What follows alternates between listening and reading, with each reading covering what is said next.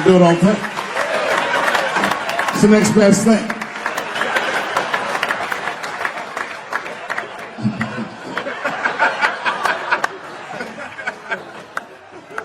Hey, you kids don't know. Your generation is just determined to be angry, mad.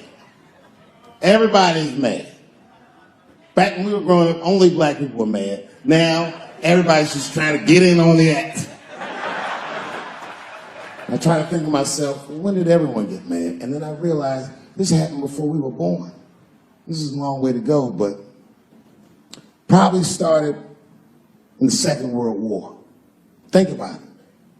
All these black men, millions of black men, leave the United States for the first time, go over to Europe with America's armed forces and fight the Nazis and make more money fighting Nazis than they ever dreamed they would make in the United States. And a lot of those men, while they were in Europe, just to be real, not to be crass, a lot of them probably got their dick sucked by white women. I'm sorry, ladies and gentlemen, this was World War II Europe, and these were desperate times, and penises were being sucked for shoelaces and chocolate and very frivolous things. And it's very hard to come back to America and sit on the back of the bus after you've been in the south of France getting your dick sucked for a Crunch Bar or some crazy shit like that. That's a life-changing experience.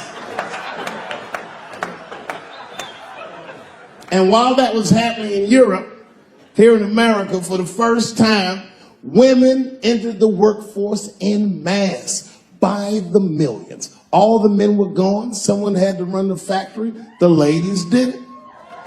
That's right. This was the first generation of American women to have independent income en masse. And when the men came back, the women weren't the same. American women had grown. They were uttering phrases that no woman on earth had ever spoken before. Things like no and shut the fuck up and I don't feel like it.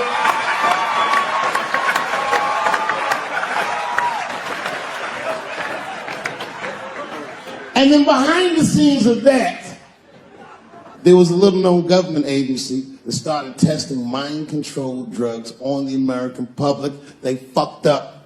They tested it for 12 years. They didn't realize these drugs were not mind-controlling. They were mind-expanding. It was LSD and mescaline and shit like that. And for the first time, there was a new school of thought that was chemically induced that made people question the very society they lived in. By 1960, the President of the United States was only 42 years old. Can you imagine? DMX is older than that.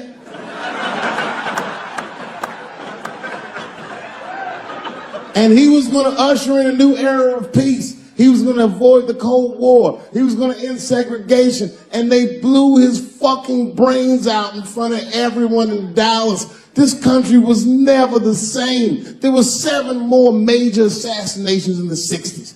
Anyone that stood up and said anything was shot down the street like a fucking dog. Kennedy, King, X, Evers, on and on. You didn't have to be famous. You could be a college student at Kent State or Mississippi protesting the Vietnam War, and they shot them too. The 70s were a wild era. And while all this was going on, Bill Cosby raped 54 people. Holy shit, that's a lot of rapes, man. This guy's putting up real numbers. He's like the Steph Curry of rape. Man, that's a lot of rapes. 54. He had raped 30 less people. That's still 24 rapes. Don't forget, each one of these rapes has 8 hours of sleep in it. Ladies and gentlemen, that's over 400 hours of rape. It only takes 65 hours to get a pilot's license. If rapes were aircrafts, this nigga's Top Gun for sure. I've been hanging out. I haven't been working in LA, but I come out here and hang out and shit. I was out here a few weeks ago. I almost got arrested. I'm not bullshitting. This happens to a lot of black people. What happened was, I was coming out of one of those nightclubs in Hollywood, and my friend saw me. I guess I was wobbling or something. So he just rolled up. He's a good friend of mine. He's like, hey, Dave, give me the keys. And I was like, all right, nigga, just take the keys. And I got in the passenger side of my car, and he drove it. And it was fine. Just talking, chopping it up. And then on the 10, the blue and whites hit us. Now, I should tell you, the friend that was driving me was black, which really doesn't have anything to do with the story, other than to let you know there was fear in the car. Not my fear. I'm black, but I'm also Dave Chappelle. So I figured, you know, shit'll probably be fine.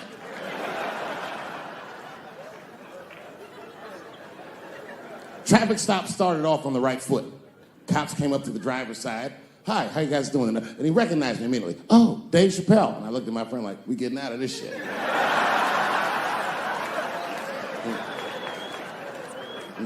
And then he says, you know, you guys were swerving in the lane. Do you mind just stepping out the car for a second? Still no cause for alarm.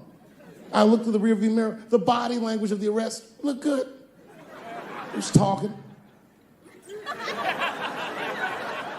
So then I started fucking with the radio. You know, a traffic stop's going good if you listen to the radio when someone else is outside of the car. But then when I looked back in the rearview mirror, something had gone horribly wrong. The motherfucker's back there like. And the next thing I knew, they were stuffing him in the back of the car. And I thought, you know, when anybody would think of a situation like that, oh my God, what is gonna happen to me?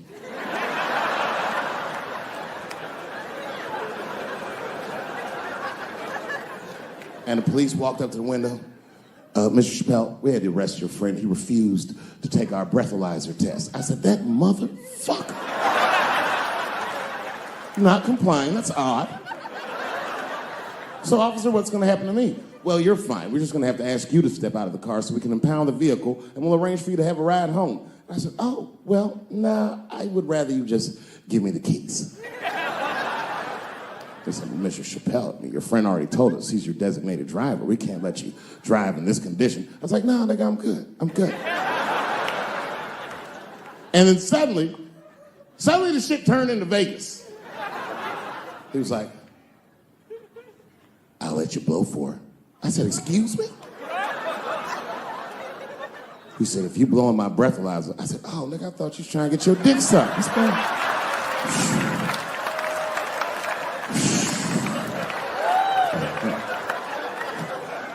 If you blow in my breathalyzer and pass, I'll give you the keys to the car.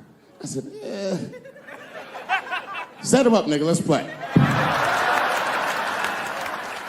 And I blew in that thing, and it made a noise. I said, uh-oh. And he looked at it, he said, oh, well, Mr. Chappelle, I guess you're free to go. I said, I am. I didn't know that thing didn't pick up weed. I drove home on the 10, 30 miles an hour. Yeah, no, it all worked out. It all worked out. I'm one of the lucky ones. It doesn't work out that well for everybody.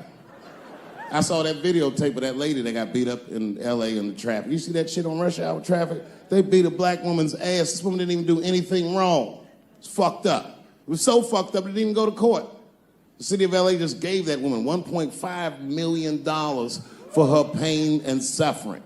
That is not bad, considering that's the same amount of money that Marcos Maidana made to fight Floyd Mayweather the second time.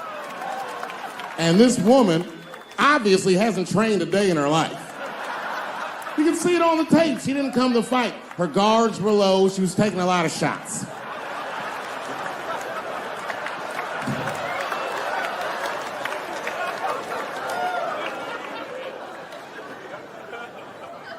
Jay Simpson. I was in Santa Monica. Santa Monica? Yeah. I can't believe a black dude was like, Santa Monica. He was the last niggas I was expecting to say that. See your shoes. You got some Vans on, nigga? What you got on? Santa Monica! You? At the time, I was 18. I had done a show, and then a guy from the club came up and was like, hey, O.J. Simpson's here, and he said he wants to meet you. I said, what? Fuck yeah. I ran down the steps, and O.J. was down there. He was like, hey, yo, man, how are you? It's very good to meet you, and you're doing really good work, and I hope good things happen for you in your life. I was like, man, thanks, Mr. Juice.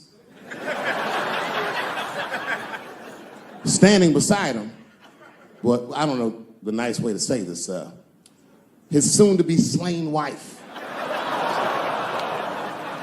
Ladies and gentlemen, man the fuck up or you're not gonna make it through the end of this show. Just man the fuck up.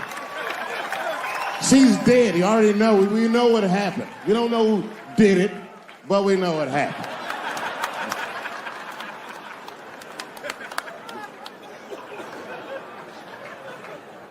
I should tell you that woman was very nice to me. She actually embraced me. She said, I think you're adorable. And she hugged me. She goes, good luck to you. And she held me for a long time. And I whispered in her ear, bitch, are you trying to get us both killed?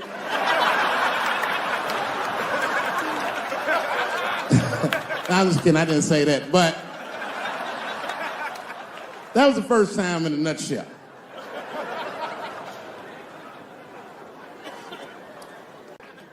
My wife's friend, Stuart, told me that. My wife has a lot of gay friends. Stuart's their leader.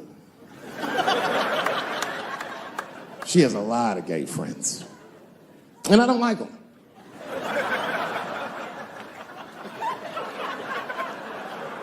Not because they're gay, I'm just judging them on the merits of their character. They're just not nice dudes. They're fucking rude house guests. They're sitting on my couch, giggling with my wife, eating my motherfucking macaroons. And I come in, they act like the party's over. Hey, Stuart, what's going on? This guy talks to me the way a cat would speak if a cat could talk. Hi, David.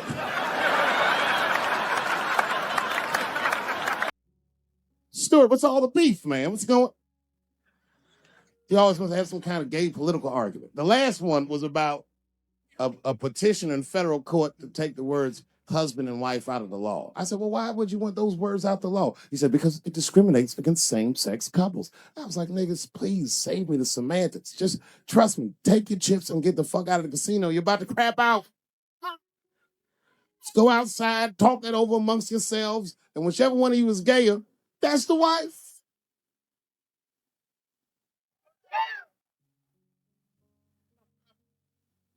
No, Stuart didn't like that. Stuart educates me about this movement, you know what I mean? I didn't even know shit about it. He told me it's called LBGTQ.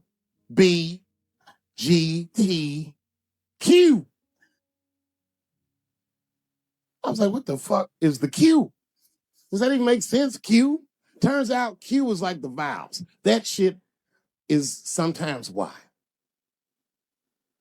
It's for gay dudes that don't really know they're gay. You know what I mean? Like prison fags who are like, well, I'm not gay, nigga. I'm just sucking these dicks to pass the time. I'm not G, I'm Q. Ugh.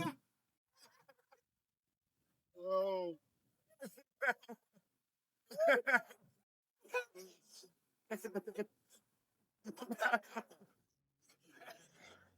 I think, okay, again, of all those letters, the T has the toughest road ahead. In fact, I think the T should stand for tough road ahead.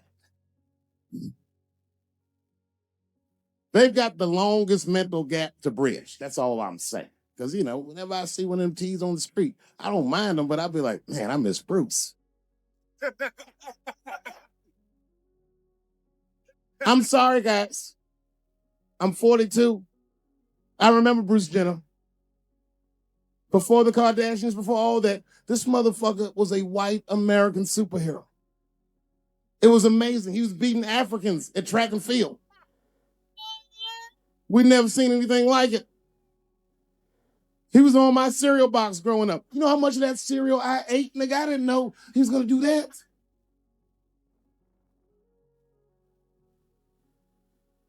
I knew before you guys knew. I heard things on the street in Hollywood. You know, you just be out, see people. Hey, what's up, Kanye? Why the long face? Nigga, you'll see. We got two mother-in-laws now. And when I heard he was going to do it, I was scared. I didn't think the public was ready. I didn't think the media was ready. And you know what? I was wrong. Not only did the public embrace him, but the media was nice. I'd never seen anything like it. Welcome to the world, Caitlin. So long, Bruce. Hello, Kate. I was shocked. Is this happening? Wait a minute. Is this a time in American history when an American can make a decision for themselves? And even though other Americans don't understand it, they'll support it and let this person live a happy life? Is this what's happening? If it is, then good for America. That's Dave Chappelle, the American. Although Dave Chappelle, the Black American, he was a little jealous. I was like, how the fuck are transgender people beating black people in the discrimination Olympics? If the police shot half as many transgenders as they did niggas last year, it'd be a fucking war in LA. I know black dudes in Brooklyn, hard street motherfuckers, that wear high heels just feel safe.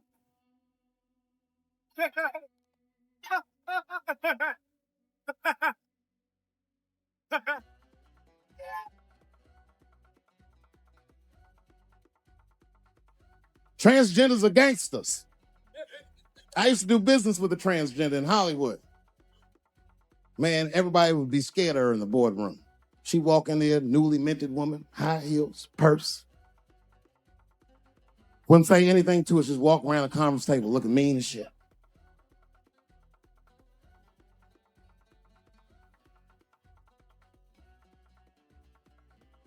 Then she walked to the head of the conference table, stare at us all, reach in her purse and pull her old dick out and throw it on the table. Let's talk business, gentlemen. Ah!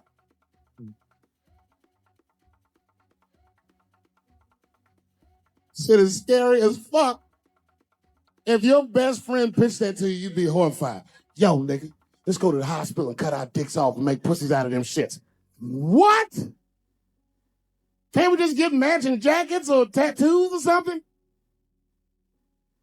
Sure, that's what you want to do? There's only one way to find out, nigga. Woo, tang, bow, bow. Let's go to the club and trick niggas into fucking us, yeah.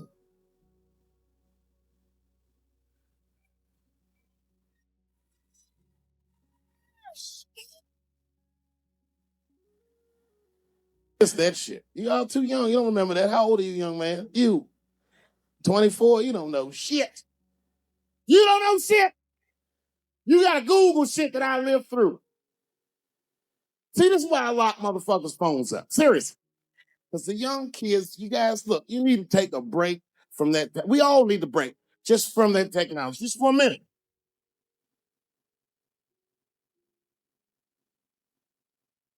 You know, I'm from a different time, young man, a dark time for you. I'm from a time that I didn't even used to know who was on the phone until I answered the shit.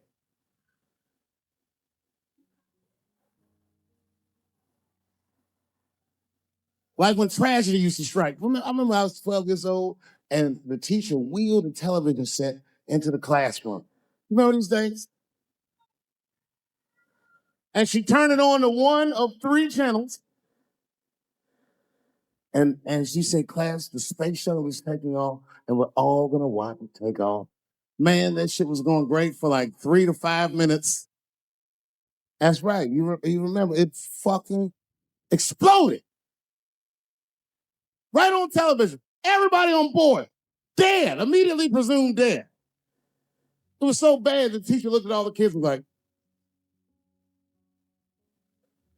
you can go home. It's a goddamn national tragedy. This is Cold War America. The Russians were laughing at us. My point is, for a guy your age wouldn't even know the pain because in your generation, it's like the space shuttle blows up every fucking day. How can you care about anything when you know every goddamn thing? I'm getting over one cop shooting, and then another one happened, and then another one happened, and another one happens. I'm crying about Paris, and then Brussels happens. I can't keep track of all this shit, so you just give the fuck up. That's the hallmark of your generation. And that's fucked up because your generation lives in the most difficult time in human history. This is the age of spin. The age where nobody knows what the fuck they're even looking at. Did you know that Planned Parenthood was for abortions? It's for people that don't plan things out at all. That's right. So a guy your age doesn't really know how he feels. Are you pro-choice? Are you anti-consequences? What does it all really mean? It's easier not to care for you. But for us, we were trained to care. We were raised that way. I used to watch a fucking cartoon when I was growing up called Care Bears.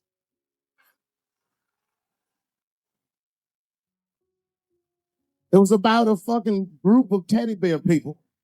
They were like teddy bears, but they were like people, and they were all different colors, and they all fucking just walked around caring. They cared about each other and everything else. They all had different designs on their stomachs, and the designs told you something about what they might be like inside. Very, very loving group of beings. And when shit got real bad, as nice as those teddy bears were, they didn't get mean faces. They got determined. And the leader would say, "Come on, guys, it's time for the Care Bear Stare." Remember that shit? And them little teddy bears would lock arms and stare at the problem. And I'm not even bullshitting. Actual love would shoot out of their chest and would dispel anything that was fucked up. And when we grew up, we wanted to be like those things. And then we got our heart broke. We found out that life wasn't going to let us do that. And that it's impossible to shoot love out of your chest. However, I have shot love onto somebody's chest before.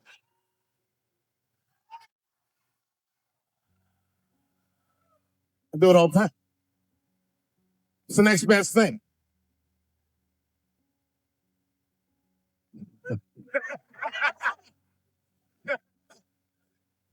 Oh, yeah, your kids don't. I'll tell you another story. Now I'm 18 years old. I'm living in New York City, and I just finished my first road tour, which was a very difficult tour. I'll spare you the details. Now I'm back in New York, but my rent is paid, thank God. And I have $60 to my name, and a woman that I had met in Pittsburgh, a bad Dominican bitch,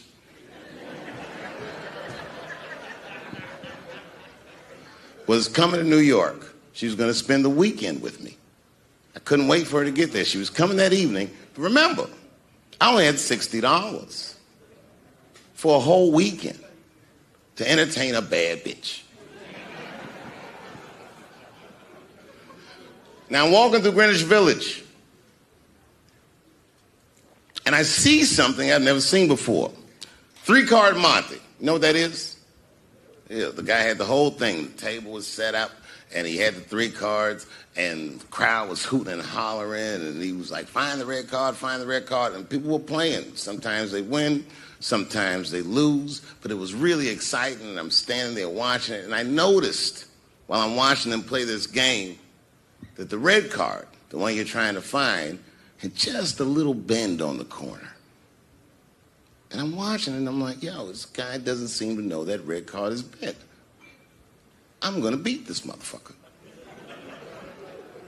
And I walked up to the table, and I said, "Let me play a hand." And I put my last $60 on that table, and he starts to shuffle and find the red card, find the red card. And I kept watching that bent card go around the table, make sure I kept my eyes on that bent card.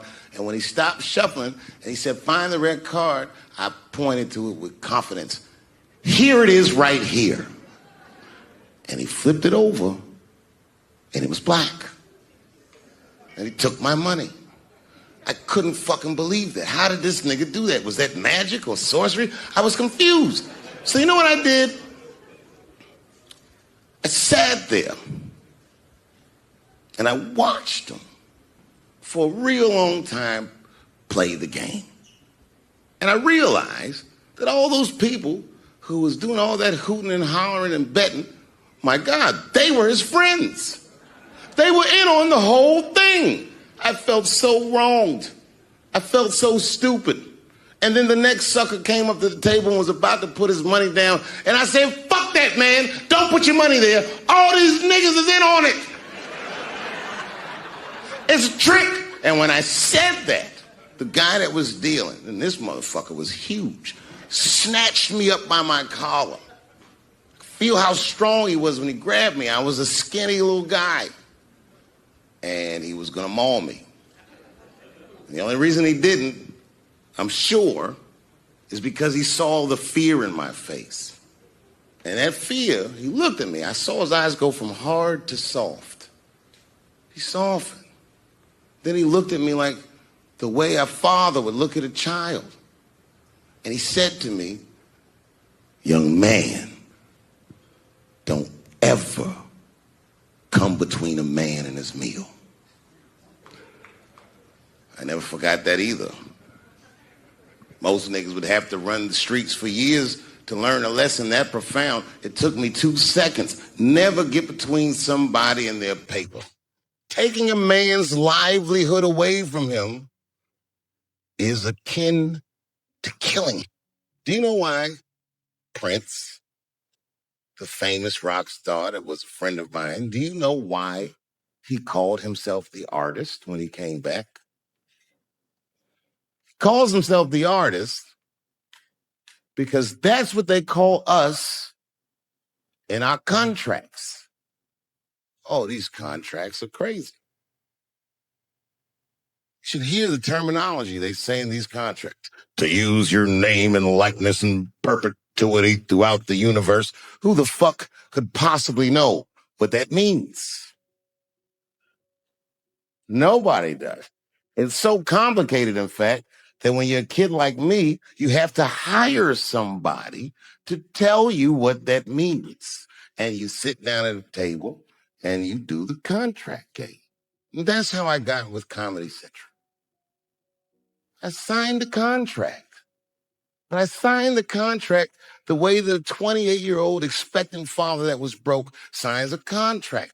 I was desperate. I needed a way out, and it wasn't good money, and it wasn't good circumstances, but what else am I going to do, I said. And all these white people sitting at that table told me, trust us, Dave, it's a good contract. And I looked around the table, and they all seemed to agree it was a good contract. But what if it was like that game of 3-Card Monte? What if they were all friends and I didn't know it? The bag of money was Iceberg's money in the first place. Last week, 2 weeks ago, whenever it was, I call Lauren Michaels and I tell him, okay, I'll do it. I'll do Saturday Night Live on election night.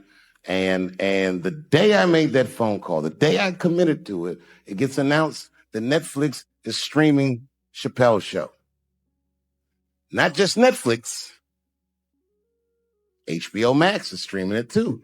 Let me tell you another story about HBO. No, hear me out. Did you know, before Chappelle's show was at Comedy Central, I pitched that show to HBO. I told them what I wanted to do. Now, these are executives. All they have to do is say, yeah, we'll take it, or no, thank you, we won't. But they didn't say either of those things. They went too far. They said, literally, what do we need you for? That's what they told me, as they kicked me out of the office. What do we need you for? And here we are, all these years later, and they're streaming the very show that I was pitching to them. So I'm asking them, what do you need me for?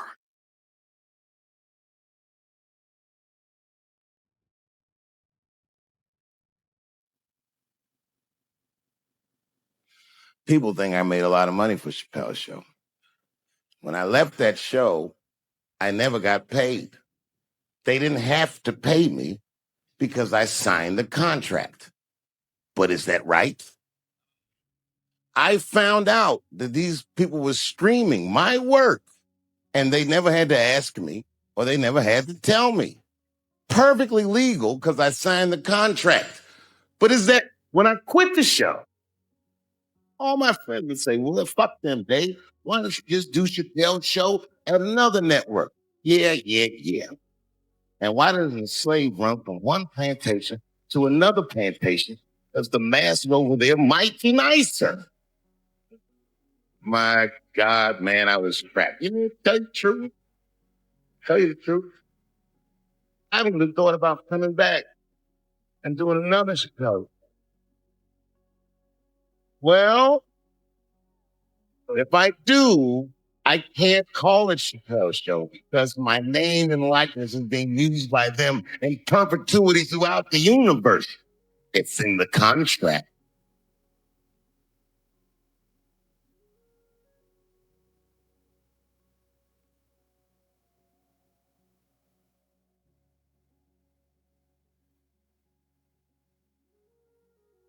You're not supposed to do this in my business. I'm up with doing something that nobody else is doing before. I'm telling you something that you need to know. I'm trying to explain to you what you're seeing. You don't understand what you're seeing. I am publicly flogging a network.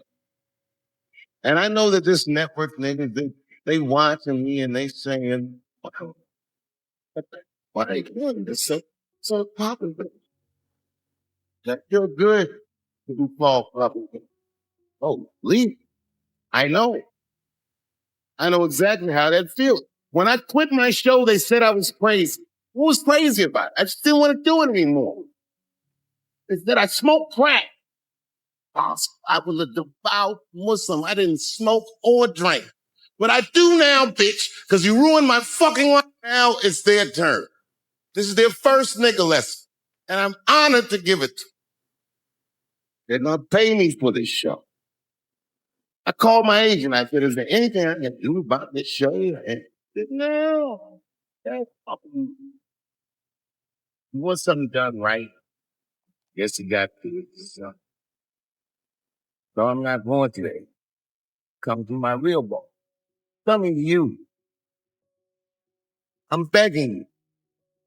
If you ever like, you ever think there's anything worthwhile about it, say, don't watch that. I'm not asking to boycott any network. Boycott me.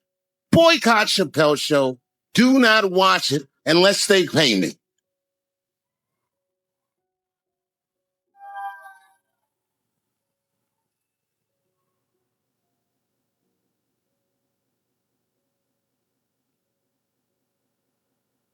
If you're a shareholder at Viacom, then I'm talking to you. Because all that shit that they do to us, well, they do everything for their shareholders. That's what they told me. So if you're a shareholder of that company, tell them it's wrong. Don't believe that it's wrong, then fuck you too. You should know what's in the hot dogs. There's probably a bunch of people that tell me that they're buying on this place. They have no idea what I'm talking about. They've all quit, fired, got YouTube.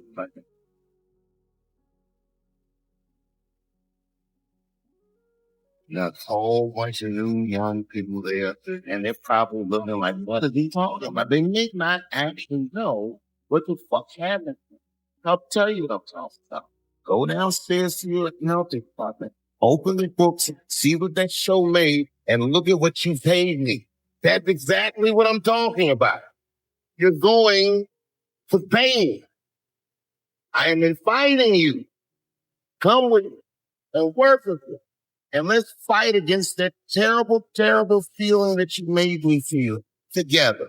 We can fight together and work this thing show out. Or I can just take it. Thank you.